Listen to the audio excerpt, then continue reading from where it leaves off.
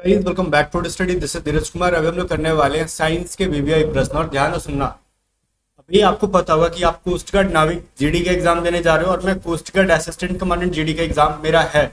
अभी मैं दूंगा कि नहीं दूंगा श्योर नहीं है, बिकॉज जिस दिन आपका नाविक का है उसी दिन मेरा असिस्टेंट कमांडेंट का। अगर मैं एग्जाम देने चला गया तो फिर मैं उस दिन रिव्यू नहीं करा पाऊंगा। अभी ये चीज मन में फाइट चल रही है कि मैं एग्जाम दूं कि छोड़ दूं। ओके, क्योंकि मेरे को सिर्फ एग्जाम देने से मतलब होता है, उसके आगे के प्रोसेस को मैं फॉलो नहीं करता। एग्जाम देता हूँ, क्रैक करके छोड़ देता हूँ, ठीक है, ये सब चीज जो है चलती है। तो इसलिए मैं डाउट में रहता हूँ, एग्जाम दूं मन के ऊपर मेरा है, लेकिन फिर भी प्रिपरेशन करना तो जरूरी है ना, एग्जाम देना है कि नहीं देना है। तो इसके वजह से मैं रिवीजन कर रहा हूँ। तो जो चीजें मैं रिवीजन कर रहा हूँ वहां पर भी साइंस आती है, इंग्लिश आता है, मैथ आता है, जीके आता है, तो वो चीजें मैं आपको पढ़ाऊंगा साथ साथ में। तो समझ रहे हो, यहाँ पे कुछ भी ऐवी में नहीं पढ़ा रहा हूँ कि फालतू चीजें। जिन चीजों को लगे कि मेरे पॉइंट ऑफ व्यू से ये चीजें इंपॉर्टेंट है और आपको भी पता है कि मैं एग्जाम देता हूँ तो फोड़ के रहता हूँ, तो मैं आपको फोड़वा दूंगा इस बार। वो चीजों सेक्शन 1 के लिए आप चीजों पे फोकस्ड रहो, वो सभी चीजों को मैं पढ़ाऊंगा। और ये जो क्लास में करा रहा हूँ मैं आपको टेलीग्राम पे अपलोड कर दूंगा इसकी पीडीएफ। ये जो क्लास करा रहा हूँ उसकी पीडीएफ, लेकिन जो मेरी पेड पीडीएफ है वो आपको खरीदनी पड़ेगी। चाहे वो आपको सेक्शन 1 का मैथ हो गया, सेक्शन 1 का साइंस हो गया, टॉप 500 सीरीज का, चाहे वो इंग्लिश वोकैब हो गया, इंग्लिश ग्रामर प्रैक्टिस हो गया, चाहे वो मैथमेटिक्स के क्वेश्चंस हो गए, रीजनिंग के क्वेश्चंस हो गए, या फिर करंट अफेयर जी के हो गया, सेक्शन 2 का फिजिक्स मैथ हो गया, या फिर आपका ये जो मैथ का फॉर्मूला हो गया। ये सारे सेक्शन 2 के ये सारे पीडीएफ को आपको बाय करके एग्जाम से पहले 2 बार या फिर 1 बार पढ़ के जाओ। सेक्शन 1 एंड 2 ये बहुत हेल्पफुल होंगे। वैसे तो सारे पीडीएफ का लिंक हमने डिस्क्रिप्शन में दे दिया, आप जाके ऑनलाइन भी बाय कर लोगे, तो ऑनलाइन बाई कर सकते हो, या फिर आप हमारे टीम मेंबर को व्हाट्सअप कर लो, व्हाट्सअप पे बाई कर लोगे तो पेमेंट आपको पीडीएफ व्हाट्सअप पे मिलेगा। ऑनलाइन बाई करोगे तो पीडीएफ आपके ईमेल पे आ जाएगा पेमेंट करने पे। ऑनलाइन और व्हाट्सअप में क्या फर्क है मैं समझाता हूँ। अगर ऑनलाइन बाई करोगे तो टैक्सेस एक्स्ट्रा में देने पड़ते हैं। लाइक अगर किसी पीडीएफ की एक पीडीएफ की प्राइस अगर 50 रुपए है तो 50 प्लस 10-15 रुपए और ऐड हो जाते हैं, लाइक वो 65 रुपए बन जाते हैं, ठीक है, टैक्सेस लेके। अगर व्हाट्सएप से बाय करते हो तो 50 रुपए के 50 रुपए पे करने पड़ेंगे, समझ गया। तो एक पीडीएफ की प्राइस जो अलग अलग है, सारे पीडीएफ की प्राइस व्हाट्सएप करके पूछ लो, बता दी जाएंगी और वहीं पे पीडीएफ आपको सेंड भी कर दिया जाएगा। एग्जाम से पहले एक बार जरूर जाके आप पीडीएफ को पढ़ के जाना, बहुत हेल्पफुल होंगे। पहला क्वेश्चन कह रहा है तारों का रंग किस पर निर्भर करता है। What does the colour of stars depend on. अगर आप कोस्ट गार्ड असिस्टेंट कमांडेंट के देने वाले हो तो भी इसको फॉलो करो। मैंने ये सभी चीजों को आज रिवीजन किया है। मैंने वैसे तो 150 से 200 क्वेश्चन रिवीजन किया साइंस के, लेकिन आपको उतने नहीं करा रहा हूँ, बाकी जाओगे मैं आपको करा रहा हूँ 25, ठीक है। बट अगर आप चाहते हो कि नहीं 50-100 क्वेश्चन कराओ तो अगले पार्ट से करा देंगे, हमारा क्या चाहता है, आप अपना कैपेसिटी देख लो, ठीक है। तो देखो गाइस यहाँ पे क्या है, मेरा टारगेट रहता है ना कि अगर मैं डेली के 100 क्वेश्चन भी पढ़ लूँ तो मैं अगले 10 दिन में 1000 क्वेश्चन कर लूंगा, ऐसा, ठीक है। तो एक ही दिन में मैं बर्डन लेके नहीं चलता कि 5000 पढ़ लूंगा, कैपेसिटी भी होनी चाहिए उतनी। तो ये सीन क्या है, देखो पहला तारों के रंग का जो है ना, तारों का रंग जो होता है ना, what does the colour of star depends on. हर तारों को आपने देखा होगा, कोई ज्यादा चमकीला दिखता है, कोई ज्यादा चमकीला नहीं दिखता है, कोई धुंधला दिखता है। तो ये सभी क्यों होते हैं, उनके टेम्परेचर की वजह से। किसकी वजह से भाई, तापमान की वजह से। अगर कोई जिसकी टेम्परेचर बहुत ज्यादा है वो ज्यादा चमकीला दिखेगा, ज्यादा ब्राइट दिखेगा, समझ में आ गया। तो ये होता है टेम्परेचर की वजह से। आगे बढ़ते हैं, अगला क्वेश्चन है कि रबर को सल्फर से गर्म करके उसकी गुणवत्ता को बढ़ाने की प्रक्रिया को क्या कहते हैं। इस क्वेश्चन को ना घुमा के पूछ सकता है। लाइक अगर मान लो व्हाट इज द, जैसे क्वेश्चन अभी क्या पूछा आपसे, what is the process of increasing the quality of rubber by heating it with sulphur is called what. तो इसको तो हम लोग कहते हैं, क्या कहते हैं हम लोग, वल्कनीकरण, ठीक है, या फिर इंग्लिश में कहोगे वल्कनाइजेशन। और एक होता है देखो गैल्वेनाइजेशन अलग चीज है, वल्कनाइजेशन अलग चीज है। मैं फिर से बता दूं, वल्कनाइजेशन क्या कहते हैं, अगर रबर में क्या होता है ना, रबर सल्फर को मिला के गर्म कर देंगे, उसकी रबर की क्वालिटी बढ़ जाती है पहले की अपेक्षा, लेकिन उसको हम लोग वल्कनाइजेशन कहते हैं। और गैल्वेनाइजेशन किसको कहते हैं, लोहे पर अगर जिंक का लेयर चढ़ा रहे हैं, दैट इज कॉल्ड गैल्वेनाइजेशन, ठीक है। अगर लोहे पर हम लोग जस्ते की परत को चढ़ा रहे हैं तो उसको हम लोग गैल्वेनीकरण कहते हैं। और इसको हम लोग क्या कहते हैं, रबर के साथ सल्फर को गर्म करने को हम लोग वल्कनीकरण कहते हैं। तो दोनों में फर्क है, ठीक है। और इसको घुमाकर कैसे पूछेगा, पूछ लेगा ना कि अगर मान लो किसी रबर की क्वालिटी को बढ़ाना है तो उसके किस चीज के साथ उसको गर्म करेंगे, तो आंसर शुड बी सल्फर, ठीक है। तो आपका आंसर क्या होना चाहिए, सल्फर। थर्ड क्वेश्चन क्या कहता है आपसे, स्पिनिंग न्यूट्रॉन तारा किस नाम से जाना जाता है। भाई एक मैं आपको बताता हूँ, इसका आंसर तो वैसे पल्सर होगा, लेकिन ये पल्सर क्या चीज है। मैं आपको समझाऊं। अगर आप सुपरनोवा सुने हो या फिर नहीं सुने हो, नहीं पढ़े हो, प्रॉब्लम है आपके साथ, सुनो मैं आपको बताता हूँ। हमारे सोलर सिस्टम में बहुत सारे पिंड्स हैं, ठीक है। तो उसमें से मान लो एक चीज होता है ना हेवी तारा, ओके, हेवी स्टार, भारी तारा, ऐसा मान लो कोई चीज है। अगर वो जो होता है ना टूटता फूटता है, तो उसके क्या होता है ना नाभिक से बनते हैं, लाइक उसको हम लोग न्यूट्रॉन तारा कहते हैं, ठीक है। उसी को न्यूट्रॉन तारा कहा जाता है, दैट इज कॉल्ड पल्सर। आपको एक मैंने ब्रीफ में आइडिया दे दिया, डिटेल में नहीं किया, क्योंकि आपने अगर पढ़ाई नहीं हो तो आपको समझ में नहीं आएगा। फिर भी आप उसको रट जाओ किसको क्या कहते हैं, वो वही आपके लिए हेल्पफुल होगा। आगे देखो अगला क्वेश्चन क्या कह रहा है।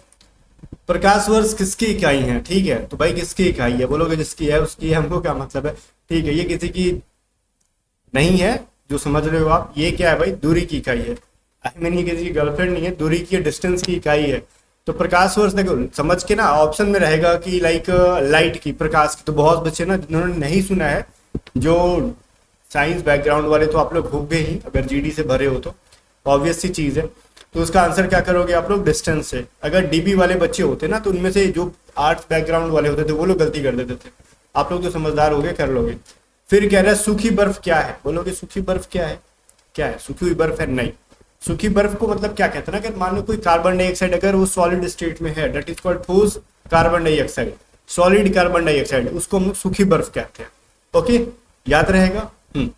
अगला क्वेश्चन कह रहा है अगर एक अंतरिक्ष यात्री को अंतरिक्ष से आकाश कैसा दिखेगा। अगर मान लो ना how the sky looks from space to astronaut, अगर एस्ट्रोनॉट या फिर अंतरिक्ष यात्री को अंतरिक्ष में गया है, ठीक है, तो उसको आकाश कैसा दिखेगा, काला दिखेगा, उसको बिल्कुल भी नीला नहीं दिखेगा। ओके,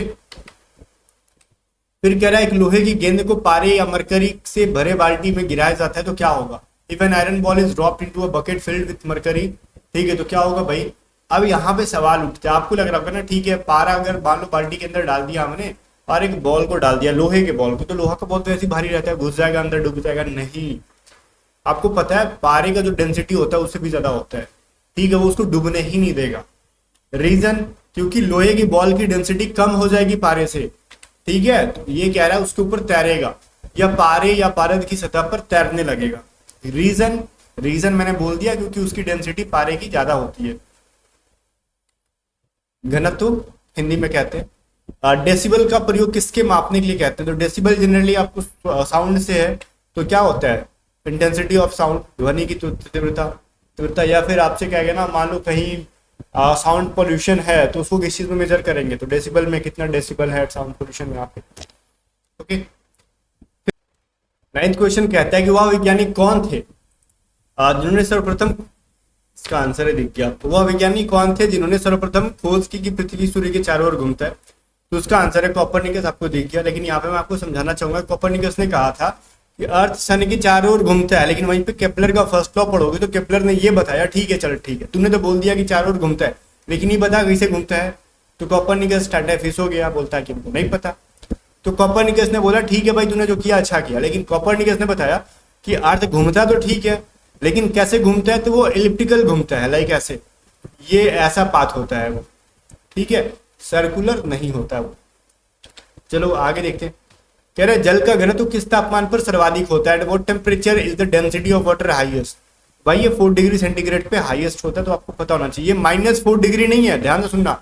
देखो मेरे हर आंसर के बाद मैंने एक डैश दे रखा है, डैश दे रखा है, डैश दे रखा है, तो इस डैश को देख के ना माइनस नहीं समझने का, ये क्या एक पॉजिटिव वैल्यू है। 4 डिग्री, -4 नहीं है। ओके, फिर कह रहा है पहले न्यूक्लियर रिएक्टर के निर्माण का श्रेय किसको जाता है। आपने ना फर्मी का नाम सुना होगा कभी लाइफ में, फर्मी। तो फर्मी नाम के जो, इनका पूरा नाम मेरे को नहीं याद आ रहा है, नेपियर फर्मी नहीं, ऐसा करके कुछ नाम था अजीब, तो इंडिया के तो है नहीं, फर्मी समझ लो, इन्होंने सबसे पहले बनाया था। ओके, और भारत का, इंडिया के नहीं है ये, और भारत का पहला न्यूक्लियर रिएक्टर जो था उसका क्या नाम था भाई, अप्सरा था, याद रहेगा। ये फर्मी कोई न्यूक्लियर रिएक्टर का नाम नहीं है, जिसने बनाया था उसका नाम है, न्यूक्लियर रिएक्टर बनाने वाले का नाम है फर्मी। लेकिन भारत में पहली बार जो न्यूक्लियर रिएक्टर बना था उसको कहते थे अप्सरा के नाम से जाना जाता था। और न्यूक्लियर रिएक्टर को हिंदी में क्या कहते हैं, परमाणु भट्टी, और परमाणु भट्टी के अंदर ईंधन के रूप में क्या यूज होता है, यूरेनियम। तो ये सारे जो सारी चीजें को मैंने डिस्कस किया वो सारे इंपॉर्टेंट। अगर नोट्स बना रहे हो तो बहुत अच्छे इंसान हो, नोट्स नहीं बना रहे हो तो आप थोड़े से कामचोर हो। तो नोट्स बनाओ, जो चीजें मैंने बोली उसको नोट करो। मैंने जो पढ़ा है आपको बोल दिया, अब हर चीजों को मैं यहाँ पे टाइप करके दे दूं इज नॉट पॉसिबल, ठीक है, आपको भी मेहनत करना पड़ेगा। 12 नंबर क्वेश्चन देखो, जड़ या मूल्य दाब किससे मापा जाता है? अब जड़ या मूल्य दाब क्या होता है? मान लो लाइक कोई ट्री है, ठीक है, अब उसके रूट्स होते हैं जमीन के अंदर, जमीन के अंदर, अब उसको मान लो अब अंदर की तरफ रूट्स जाएंगे, बहुत सारे खनिज लवण पानी निकाल के ऊपर भेजेंगे, तो उसमें कोई ना कोई जड़ के द्वारा प्रेशर लगाया जा रहा है ना अर्थ के अंदर, दैट इज कॉल्ड जड़, क्या कहते हैं इसको, रूट और फंडामेंटल प्रेशर, ठीक है, मूल्य या फिर जड़ीय दाब, इसको जड़ीय दाब भी कहा जाता है, इसको मैनोमीटर के द्वारा मेजर करते हैं। ओके, ये चीज समझ में आना चाहिए। शुद्ध हिंदी कभी कभी बोलना ना कठिन हो जाता है, कुछ कुछ इंग्लिश भी है जिसका प्रोनाउंसिएशन नहीं हो पाता है, और मेरे से तो बिल्कुल कभी कभार मैं लटपटा जाता हूँ बोलने में। जल सतह पर तेल की पतली परत रंगीन क्यों दिखाई देती है? लाइक देखो, मान लो अगर वाटर है, ठीक है, आप इसमें ना तेल थोड़ा सा डाल दो, ये आसपास के एरिया ना रंगीन दिखेगा, रीजन क्या है? उस पर लाइट का क्या होगा? रिफ्लेक्शन होगा। ओके, रिफ्लेक्शन होगा, इसकी वजह से वो कलरफुल दिखेगा। आगे फिर क्या है, टैकोमीटर या फिर इसको हम कहते हैं वेग मापी, ओके, का प्रयोग किसको मापने के लिए किया जाता है? तो यहाँ पे साफ साफ लिखा हुआ है, तो अब इसका क्या ही बोले, घूर्णन गति, रोटेशनल स्पीड। वेग मापी से समझ में आ रहा है कि वहां पे स्पीड मेजर हो रहा होगा, तो रोटेशनल स्पीड घूर्णन गति को मापने के लिए। फिर कह रहे हैं जब कैथोड किरणें उच्च आणविक भार के लक्ष्य से टकराती हैं तो ये किससे उत्सर्जित करती हैं? ये बताओ, कैथोड रे पर कौन सा चार्ज होता है? बोलोगे सर नेगेटिव चार्ज होता है, कोई दिक्कत नहीं। तो नेगेटिव जब चार्ज होता है, और वहीं पे मैं, अच्छा मैंने आपको आंसर दिखा दिया, रुको, और कैथोड पे क्या होता है भाई? नेगेटिव चार्ज होता है, और वहीं पे मैं बोलूं एनोड पे क्या होता है भाई? पॉजिटिव चार्ज होता है। तो ये दोनों चीजें जो होती हैं आपके एग्जाम के पॉइंट ऑफ व्यू से इंपॉर्टेंट है।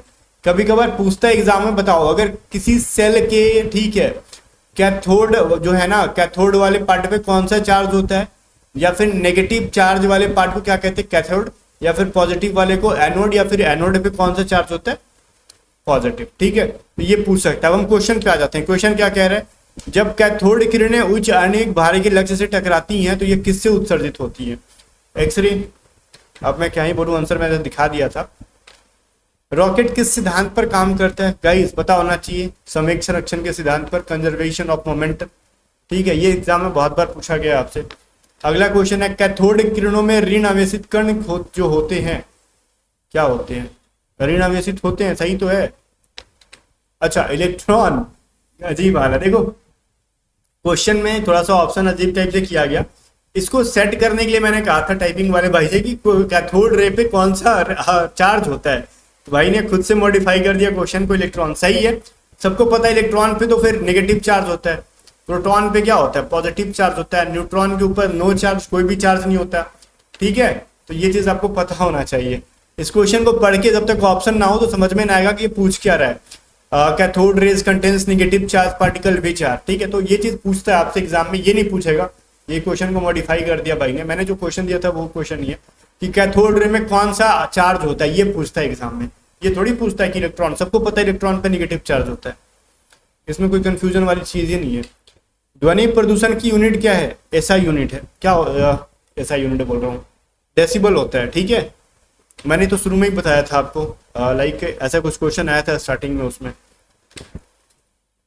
टेस्ला चुंबकीय डैश का यूनिट है, टेस्ला किसका यूनिट है? ये चीज बताओ। इंडक्शन सुने हो नाम, ठीक है, जिसको हम लोग फ्लक्स एंड डेंसिटी कहते हैं। मैग्नेटिक इंडक्शन कहो या फिर मैग्नेटिक फ्लक्स एंड डेंसिटी कहो, ठीक है, दोनों चीजें हैं और मैंने किया है। या फिर चुंबकीय प्रेरण का यूनिट है, ठीक है, ये चीज आपको पूछा जाता है एग्जाम में। फिर कह रहा है सीवी रमन को किस क्षेत्र में कार्य के लिए नोबेल पुरस्कार से सम्मानित किया गया था? सीवी रमन को बहुत बार देता है ना, किस क्षेत्र में? देखो किस क्षेत्र में, तो ऑप्शन में देगा या तो फिजिक्स, ओके, और फिजिक्स में भी क्या उन्होंने किया था? तो प्रकाश का प्रकीर्णन। तो खुद से समझ में आ गया, तो प्रकाश का प्रकीर्णन, लाइट स्कैटरिंग आपको बायोलॉजी में तो पढ़ाया नहीं जाएगा, आपको केमिस्ट्री में तो पढ़ाया नहीं जाएगा, फिजिक्स में भी पढ़ाया जाएगा। तो कभी कभार ऑप्शन में लाइट स्कैटरिंग की जगह पे आपको फिजिक्स, केमिस्ट्री, बायोलॉजी और हिस्ट्री कर देगा। तो पता होना चाहिए भौतिकी में उनको दिया गया था नोबेल पुरस्कार।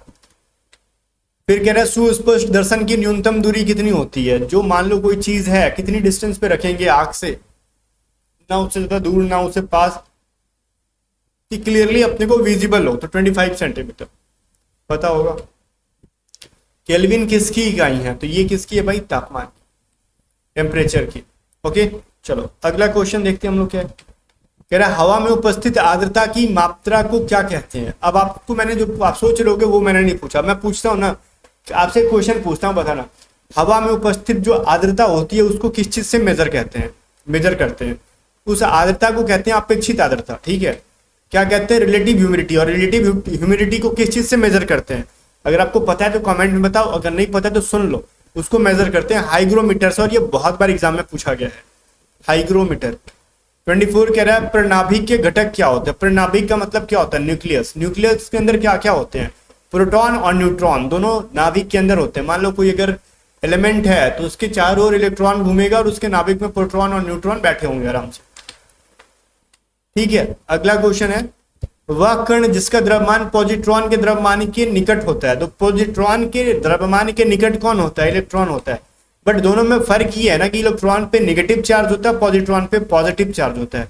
पता होना चाहिए गाइस, ठीक है। फिर आपने आज की क्लास की, मजा आया? इसके अगले पार्ट में ज्यादा क्वेश्चन करेंगे। अगर आप कोस्ट गार्ड जीडी की ऑनलाइन मॉक टेस्ट खोज रहे हो तो 120 रुपए की मॉक टेस्ट है A to Z study app के ऊपर, लिंक डिस्क्रिप्शन में है, जाओ डाउनलोड कर लो ऐप को और ये मॉक टेस्ट एग्जाम से पहले लगाओ। बहुत सारे क्वेश्चंस आपको ऐसे होंगे कि जो एग्जाम में या तो डायरेक्टली आ जाए या फिर सेम कॉन्सेप्ट पे आ जाए, बहुत हेल्पफुल होगा। और साथ में अगर आप पीडीएफ को बाय करना चाहते हो व्हाट्सअप करके भी बाय कर सकते हो, ऑनलाइन भी बाय कर सकते हो, सेक्शन 1 एंड सेक्शन 2 दोनों के। सेक्शन 1 के पीडीएफ हिंदी इंग्लिश दोनों में है, सेक्शन 2 की पीडीएफ इंग्लिश मीडियम में। बट सारे पीडीएफ के लिए आपको पेमेंट करने होंगे। मिलते हैं नेक्स्ट वीडियो में, तब तक बाय बाय।